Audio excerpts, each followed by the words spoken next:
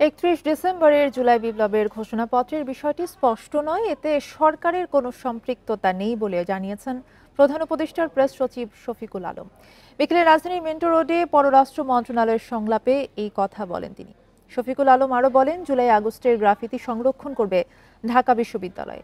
এছাড়া সচিবালয়ে সাংবাদিকদের কার্ড রিভিউ করা হবে। সরকার মনে করে এই কার্ড সাংবাদিকদের বাইরেও অনেকের কাছে আছে, যারা এই কার্ড ব্যবহার করে তদবির করে থাকেন। এ সময় প্রধান উপদেষ্টার উপ প্রেস সচিব আজাদ মজুমদার বলেন, সচিবালয়ে আগুনের ঘটনায় কাল প্রাথমিক তদন্ত প্রতিবেদন দেওয়া হবে।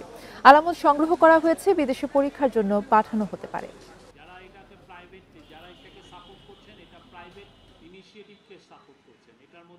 প্রাইভেট ইনিশিয়েটিভ হিসেবেই দেখছি, এটা আমাদের গভর্নমেন্টের কোনো ইয়ে না। আমরা এর মধ্যে এই গভর্নমেন্টের সাথে এটার কোনো সম্পৃক্ততা নাই। যারা এটাকে সাপোর্ট করছেন, এটা প্রাইভেট ইনিশিয়েটিভকে সাপোর্ট করছেন, এটার মধ্যে আমাদের গভর্নমেন্টের কোনো সম্পৃক্ততা নাই।